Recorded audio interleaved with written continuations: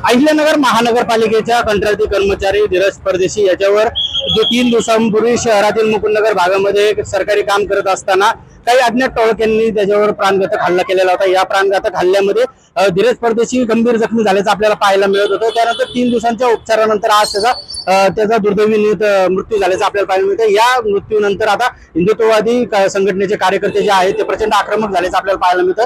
त्यांनी शहरामध्ये जे आहे बंदचं आवाहन करण्यात आलेलं आहे। त्या पार्श्वभूमीवर आता अहिल्यानगर शहरातील मुख्य बाजारपेठ जे आहे ते आता पूर्णपणे बंद झालेले आहे।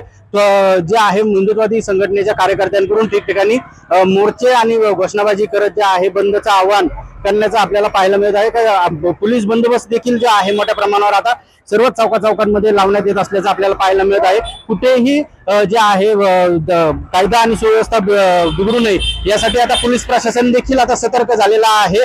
चौकाचौकांमध्ये मोठ्या प्रमाणावर पोलीस बंदोबस्त जे आहे ते आता तैनात करण्यात आलेला आहे। कुठेतरी पोलिसांकडून देखील जे आहे नागरिकांना शांततेचं आवाहन करण्यात आलेलं आहे। हिंदुत्ववादी कार्यकर्त्यांकडून देखील जे आहे धीरज परदेशीला जे आहे न्याय मिळाला पाहिजे अशी भूमिका घेतलेली आहे। अद्याप आरोपींबाबत कुठली अधिकृत माहिती आले नसल्या कारणाने जे आहे हिंदुत्ववादी कार्यकर्ते आता संतापल्याचं आपल्याला पाहायला मिळत आहे। या कार्यकर्त्यांकडून प्रचंड घोषणाबाजी आणि धीरजच्या मृत्यूचा निषेध करत जे आहे शहरभर त्यांनी आता मोर्चे काढण्याला सुरुवात केलेला आहे।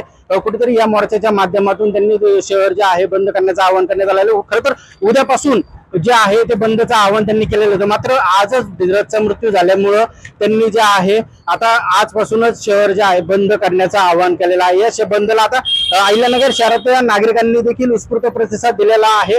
तात्काळ आपली दुकानं असतील, आस्थापना असतील ते आहे ते बंद करण्यात आलेले आहे। त्यामुळे आता सध्या जरी शहरात जे आहे तणावपूर्ण शांतता आपल्याला पाहायला मिळत आहे। पोलिसांकडून देखील जे आहे पूर्ण परिस्थिती जी आहे ते हाताळण्याचं काम सुरू असल्याचं आपल्याला पाहायला मिळत आहे। महानगरपालिकेचा कंत्राटी कर्मचारी धीरज परदेशी हा मुकुंदनगर भागामध्ये महानगरपालिकेच्या पतदिव्यांच्या कामकाजासाठी गेल्याचं आपल्याला सांगण्यात आलेलं होतं। त्या दरम्यान काही अज्ञात टोळक्यांनी त्याच्यावर अचानक हल्ला केलेला होता। त्याच्या जे आहे ते प्राणघातक हल्ला केलेला होता। यामध्ये धीरज गंभीर जखमी झालेला होता। त्याला खासगी रुग्णालयामध्ये उपचार सुरू होता। गेल्या 3 दिवसापासून त्याच्यावर उपचार सुरू होता। त्यामुळे कुठेतरी त्याची जी मृत्यूची झुंज होती ती 3 दिवसांनंतर आज अखेर संपलेली आहे।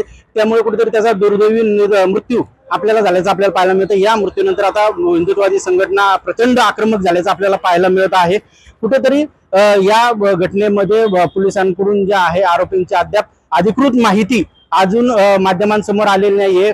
त्यामुळे कुठेतरी जे आहे साशंकता निर्माण होत असल्याने हिंदुत्ववादी कार्यकर्त्यांकडून देखील या आरोपींना अटक केली की नाही केली याबाबत अधिकृत माहिती मिळवण्यासाठी जे आहे त्यांनी आता मागणी केल्याचं आपल्याला पाहायला मिळत आहे। तर हिंदुत्ववादी संघटनांकडून जे आहे धीरजच्या कुटुंबांना देखील जे आहे सांत्वन करण्याचा प्रयत्न केला जात असल्याचं आपल्याला पाहायला मिळत आहे।